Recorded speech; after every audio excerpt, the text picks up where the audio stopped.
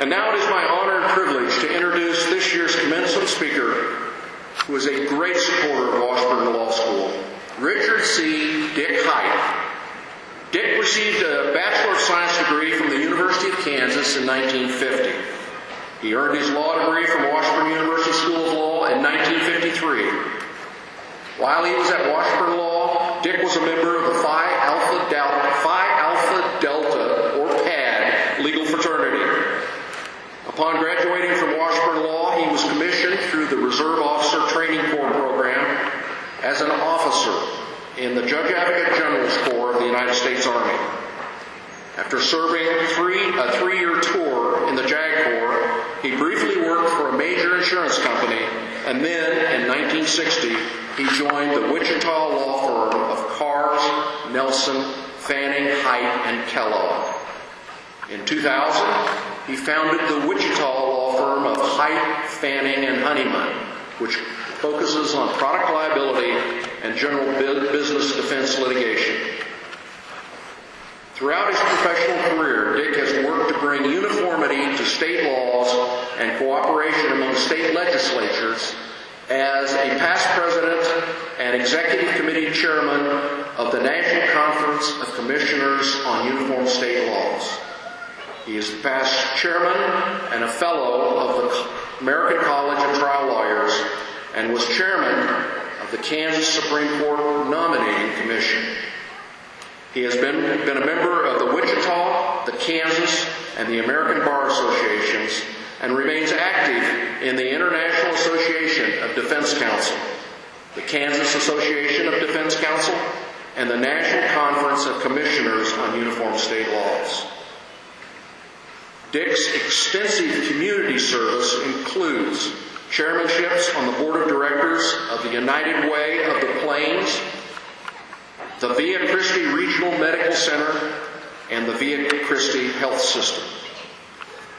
Dick received the William Carrs Lifetime Achievement Award from the Kansas Association of Defense Counsel, the Phil Lewis Medal of Distinction from the Kansas Bar Association, and the Howard C. Klein Distinguished Service Award from the Wichita Bar Association.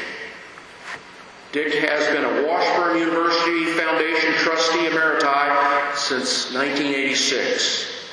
He has served as the Law School Alumni Association President-elect, then President, and then past President from 1988 to 1994.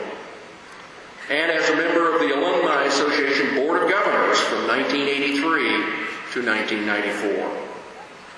Dick was instrumental in securing the Koch scholarship gift for the law school, and he led the law school fundraising campaign in 2000. In 1995, he established the Richard C. Hite Endowment for Faculty Development and Support of the Law School, and he annually gives to this endowed fund. Dick received the Distinguished Service Award from the Law School in 1994, the Distinguished Alumni Award in 2007 from the Law School Alumni Association, and in 2008, he was selected an Alumni Fellow for Washburn University School of Law. Please join me in welcoming a tremendous friend at Washburn University School of Law and your commencement speaker, Dick Hite.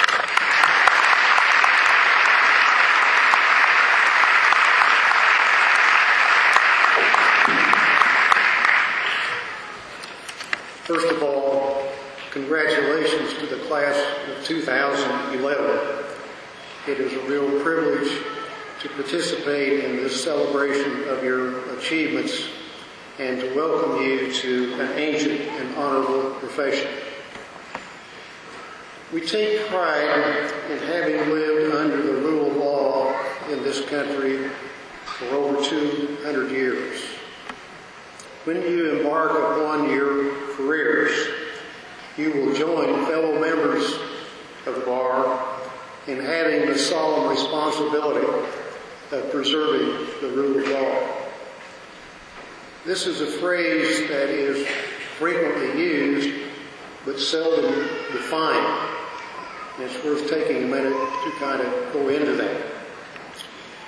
In 2005, Justice Anthony Kennedy of the United States Supreme Court gave a very powerful keynote address to the annual meeting of the American Bar Association about freedom and the rule of law.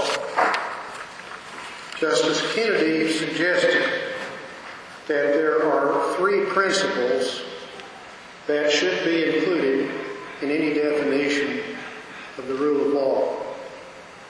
His first point: the law is superior to and thus binds the government and all of its officials. Point 2, the law must respect and preserve the dignity, equality, and human rights of all persons.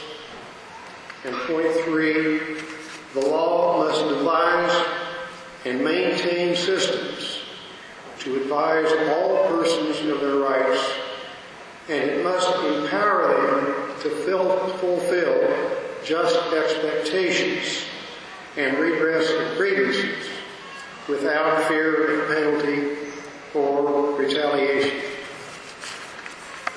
I believe that there can be no higher calling than the call to preserve the rule of law under these principles. But the rule of law is not perfect in this country and can never be taken for granted. There is much which needs to be done to improve the rule of law. One area of vital importance is protection of the independence of the judiciary. That is, the fairness and the impartiality of the judiciary. Without that, we have a government of men and not of laws. We are living in an era in which special interest groups expend substantial sums to attempt to place judges partial to their cause on the bench. To them, partiality to a cause trumps wisdom, judgment, temperament, and integrity. In my view, the process for appointment of federal judges has become a national disgrace.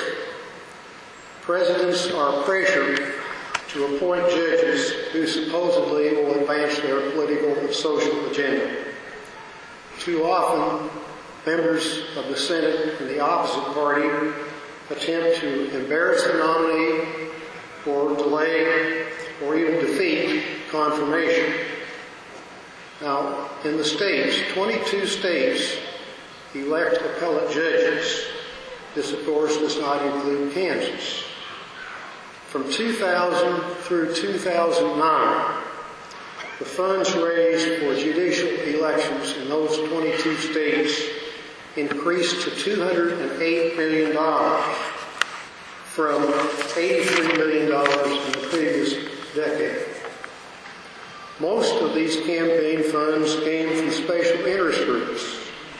In more than one instance, substantial contributions to campaigns were made by parties to litigation then pending in an appellate court. In Ohio, a union official commented, "We found out long ago it is easier to elect 7 judges than to elect 132 legislators."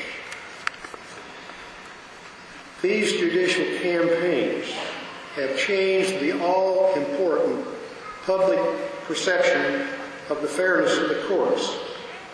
In a 2009 Gallup poll, 89% of the respondents thought that influence of campaign contributions on judges was a serious problem. In Kansas, we do not have most of the problems that are found elsewhere. We do not elect appellate judges. But some disturbing things have happened. In recent years, elected public officials have angrily denounced the Supreme Court for decisions on which they disagreed for political or social reasons. Special interest groups have mounted efforts to defeat justices in retention elections for reasons that have nothing to do with their qualifications. Most alarming, perhaps, with substantial support from out-of-state interests, there have been efforts to modify our merit selection of appellate judges. This is being done without even a hint that the merit system has not produced qualified judges and justices. The proposed change would subject nominees to the same type of confirmation hearings that have become disgraceful at the federal level. It would discourage qualified candidates from applying for judicial positions. It would further damage the public perception of judicial independence. When you are admitted to the bar, you will be among those who have exclusive access to the justice system. You will have the opportunity to prosper from practice under the rule of law. In biblical terms, to whom much is given, much is expected. I challenge you to join the other members of the bar in making your maximum effort to protect judicial independence and the rule of law. I wish you most prosperous, satisfying legal career.